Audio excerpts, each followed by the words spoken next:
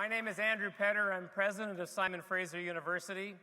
Tonight's gathering is part of We the City, SFU Public Square's 2015 Community Summit, exploring city building in all its aspects. And tonight we look at the important role that arts and culture play in shaping and enriching the fabric of our cities. Now, normally I'd take this opportunity to tell you a little bit about SFU Public Square and how it's contributing to our vision of SFU being Canada's engaged university. However, in the spirit of the evening, I decided to do something a little risky. I went rogue and I've penned a poem that speaks to the... Yeah, well, you may well laugh. That speaks to the subject of this event. Now, I'm going to confess it's inspired by Lawrence Ferlinghetti, who is one of my favorite beat poets, and someone who, it so happens, has had a lot to say about city building in his beloved San Francisco. So I encourage you to read him, but in the meantime, you're going to have to make do with my Ferlinghetti-esque rendition of a poem that I've entitled, We the City. What makes a city glorious and great is not the asphalt or the concrete or the neon, the alleys, sidewalks, and lights of the city, not the bricks or the girders or the glass, the buildings, bridges, and sites of the city. True, it would not be much of a city without them, but they are only the material makings of the city, its infrastructures. They are only the flesh and bones of the city, the lungs, not the voice of the city, the head, not the mind of the city, its bodily arteries, not its spiritual heart, its physical form, not its metaphysical soul.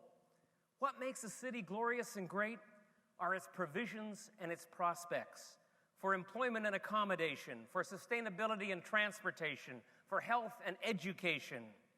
What makes a city glorious and great are its conversations and its gatherings, its meetings and its dialogues, its deliberations and debates.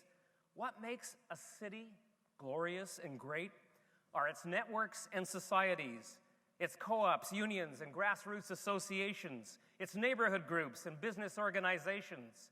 What makes a city glorious and great are its customs, styles, and cuisines, its indigenous roots and European suits, its Asian foods and passion fruits.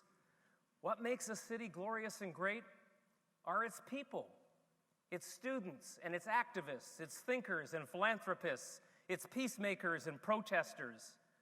What makes a city glorious and great are its artists, its painters and sculptors, its actors and musicians, its poets and writers.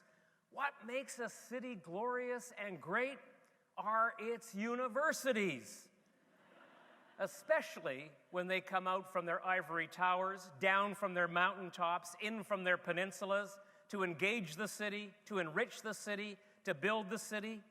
What makes a city glorious and great, or not so glorious, or not so great, are we. For cities are made, not found, and we are our city's makers, or breakers, no one else. Which is why we are here this week tonight to shed some light on We the City, to explore its dark spots and its bright spots, its daytime and its night spots, its open and its tight spots. Which is why we are here this week tonight to confirm our commitment through dance and song, with paint and pen, in poetry and prose, to take and make and shape our city. Which is why we're here tonight, this week, to renew our resolve, we the city, all of us, to be the city.